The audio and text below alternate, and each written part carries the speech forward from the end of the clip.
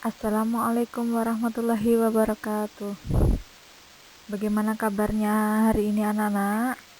Semoga selalu dalam keadaan sehat, selalu dilimpahkan rahmat oleh Allah, selalu dalam lindungan Allah Subhanahu wa taala. Amin. Amin amin. Oke anak-anak, kita lanjutkan lagi pembelajaran tematik pada minggu ini. Kita lanjutkan. Untuk hari ini kita akan belajar tema 3, subtema 1, mapelnya IPS, PKN, dan SPDP. Jangan lupa seperti biasa sebelum kita mulai belajar, kita berdoa dulu bersama-sama. Bismillahirrohmanirrohim. Raditu billahi robba wabil islami dina wabi Muhammadin nabiyya wa rasula Rabbi zidni ilma warzuqni fahma. Amin ya rabbal alamin. Seperti biasa, sebelum kita memasuki materi hari ini, kita baca dulu untuk tujuan pembelajaran tematik hari ini. Yang pertama, IPS. Itu tujuannya adalah siswa dapat memahami kenampakan alam dan pemanfaatannya beserta ciri-ciri sumber daya alam. Untuk PPKN, siswa dapat memahami hak dan kewajiban dalam memanfaatkan tumbuhan. Untuk mapel SBDP, itu tujuannya yaitu siswa dapat mengetahui langkah-langkah membuat kolase. Baik, kita masuk ke materi hari ini.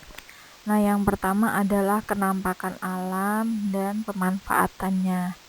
Nah, anak-anak yang pernah kalian lihat atau yang pernah kalian tahu, alam itu dibagi menjadi 3 ya, yaitu dataran tinggi, pantai, dan dataran rendah. Nah, yang pertama Ibu akan jelaskan tentang dataran tinggi dulu. Apa sih dataran tinggi itu? Dataran tinggi adalah permukaan bumi yang berupa dataran yang berada pada ketinggian 200 sampai 600 meter di atas permukaan laut. Dataran tinggi dimanfaatkan untuk perkebunan dan peternakan. Contohnya perkebunan yang biasa atau tanaman yang biasa hidup di dataran tinggi itu contohnya seperti teh, kopi, dan peternakannya yang sering biasa kita lihat itu adalah sapi karena yang cocok dengan cuacanya. Udara yang sejuk dan dingin sehingga sering dimanfaatkan untuk sebagai tempat wisata di pegunungan gitu ya.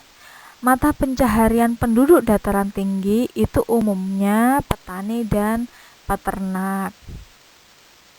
Terus untuk pantai, yang kedua adalah pantai. Pantai adalah dataran yang berbatasan langsung dengan laut. Kalian sudah sering banget ya, tidak asing lagi dengan pantai. Pantai itu bukan laut anak-anak ya, kalian harus paham. Pantai itu adalah perbatasan laut dengan daratan, itu namanya pantai. Daerah pantai umumnya itu berpasir. Ada beberapa yang dapat dimanfaatkan dari daerah pantai, antara lain dapat membudidayakan ikan laut, udang, cumi-cumi, rumput laut. Bisa dimanfaatkan juga sebagai pasar ikan atau perkebunan kelapa karena kelapa yang sering tumbuh di daerah pantai. Terus sebagai penginapan karena pantai termasuk tempat wisata ya, bisa juga digunakan sebagai dimanfaatkan sebagai penginapan, tempat wisata ataupun tempat makan dan lain-lain. Nah, kenampakan alam yang ketiga adalah dataran rendah. Apa sih dataran rendah itu? Dataran rendah adalah berupa dataran yang berada di ketinggian 0 sampai 200 meter. Nah, kalian harus tahu, harus paham ya. Kalau dataran rendah itu ketinggiannya 0 sampai 200 meter di atas permukaan laut. Kalau dataran tinggi tadi berapa, Nana? 200 sampai 600 meter di atas permukaan laut ya. Kalau dataran rendah itu 0 sampai 200. Nah, kalau dataran tinggi itu setelahnya itu 200 sampai 600 meter di atas permukaan laut. Nah, contoh tanaman yang biasa hidup di dataran rendah yaitu contohnya padi, tebu, karet, ataupun kelapa sawit. Nah, untuk contoh hewan ternak yang biasa hidup di dataran rendah yaitu ayam, itik, sapi, kambing, dan ikan tawar itu biasanya dibudidayakan ya oleh masyarakat sekitar dataran rendah. Untuk mata pencaharian yang cocok untuk masyarakat di sekitar dataran rendah yaitu biasanya petani, peternak, pegawai, dan lain-lain. Selanjutnya yaitu ciri-ciri sumber daya alam hayati. Adalah sumber daya alam yang ada di permukaan bumi dan hidup antara lain contohnya hewan dan tumbuhan. Ciri utama dari sumber daya alam hayati adalah tumbuh, bergerak, berkembang biak, bernafas, dan membutuhkan makanan. Contohnya, tanaman padi biasanya tumbuh di daerah dataran rendah. Teh, kopi biasanya tumbuh di dataran tinggi. Ikan kepiting biasanya hidup di daerah pantai atau pesisir pantai ya. Semua itu termasuk sumber daya alam hayati karena dia mempunyai ciri-ciri hidup atau tumbuh. Baik, untuk materi selanjutnya yaitu hak dan kewajiban memanfaatkan tumbuhan. Nah, anak-anak, yang pertama di sini ada hak untuk memanfaatkan tumbuhan, yaitu yang pertama menebang tumbuhan yang sudah pantas untuk ditebang. Jangan asal menebang ya, tapi harus kita pilah dan pilih, namanya tebang pilih ya. Untuk yang kedua itu memanfaatkan buah, ranting maupun daun dari pohon itu. Jadi bisa aja kita manfaatkan untuk seumpama membuat kolase, itu diambil daun-daun yang kering, ranting, buah juga bisa dikonsumsi. Nah, itu semua untuk kita manfaatkan. Nah, untuk yang ketiga yaitu agar hutan tetap asri, banyak oksigen dan menjadi sejuk.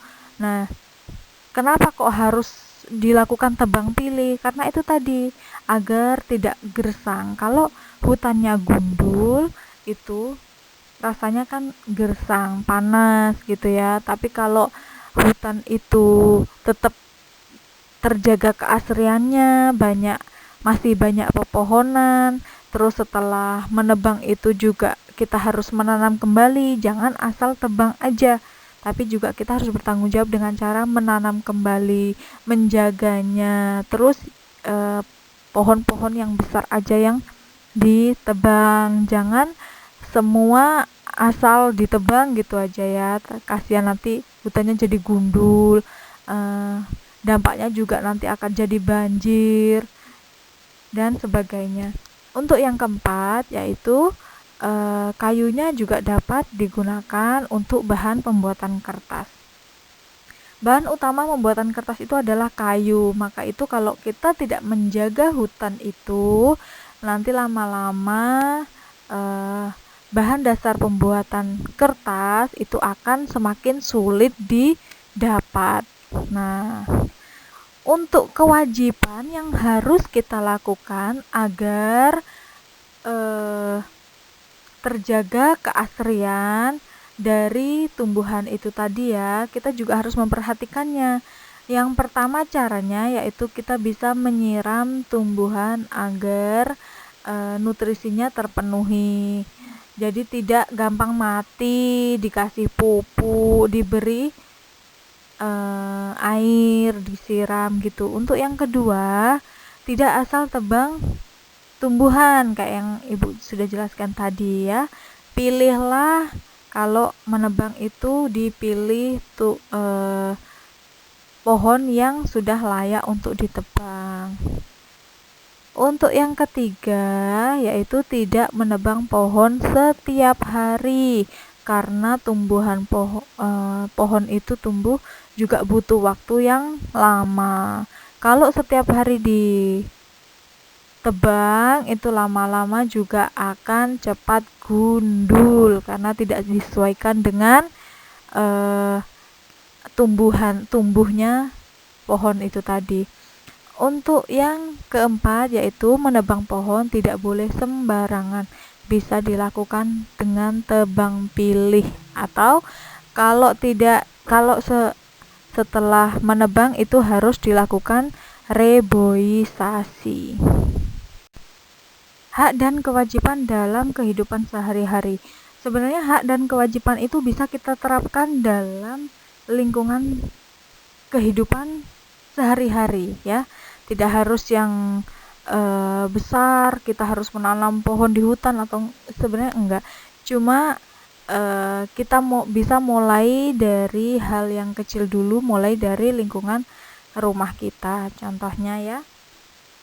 Nah, caranya yaitu kita memilih hak dan kewajiban dalam lingkungan sekitar. Misalnya saat menanam dan merawat tumbuhan, kita memiliki kewajiban untuk merawatnya agar tidak layu dan mati. Setelah itu kita memperoleh hak untuk menikmati buah yang dihasilkan oleh tumbuhan tersebut serta menikmati udara yang sejuk. Jadi kalau ingin lingkungannya itu sejuk, indah, nyaman, itu juga kita harus merawatnya, menjaganya. Dengan cara apa? Ditanami buah, bunga. Nah, setelah itu juga kita harus merawat. Nah, itu hak dan kewajibannya itu namanya seimbang. Tidak kok mintanya lingkungannya bagus tapi kalian acuh tidak peduli dengan lingkungan kalian, itu tidak betul ya.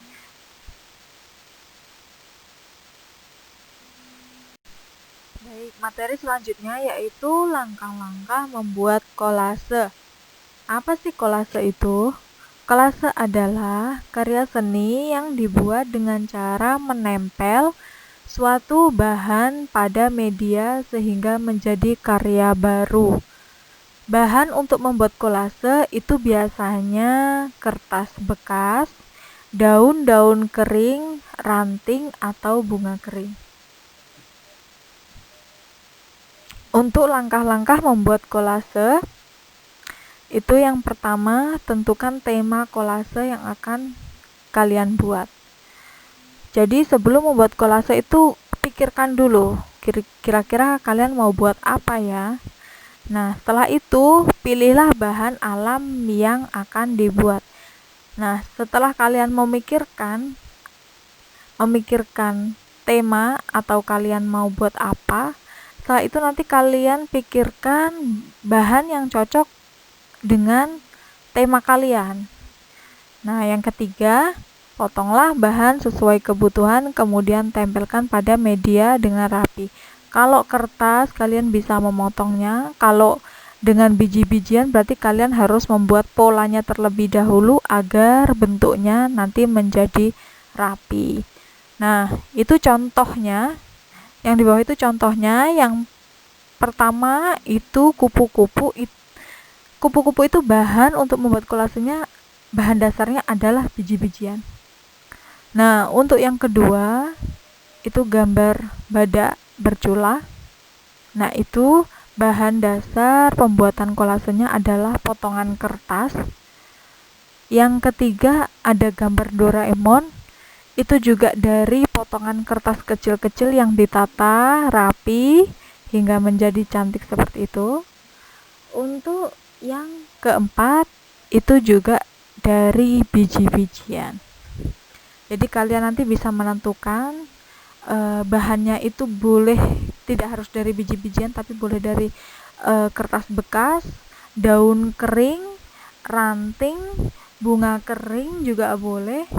Kalau kolase itu bebas. Baik, sekian materi tematik hari ini. Itu berarti tandanya materi tema 3 subtema 1 telah selesai. Nah, minggu depan kalian sudah masuk ke subtema 2. Ingat anak-anak, tanggal 28 kalian sudah masuk PTS atau penilaian tengah semester. Jangan lupa belajar yang giat, kurangi bermain di rumah, kurangi main HP. Nah, tingkatkan lagi belajarnya. Yang kurang paham bisa dipelajari sendiri di buku tematiknya, di buku bupenanya ya. Terus soal-soal yang sudah diberikan itu dipelajari kembali, diingat kembali ya, agar nanti memudahkan kalian untuk melakukan penilaian tengah semester.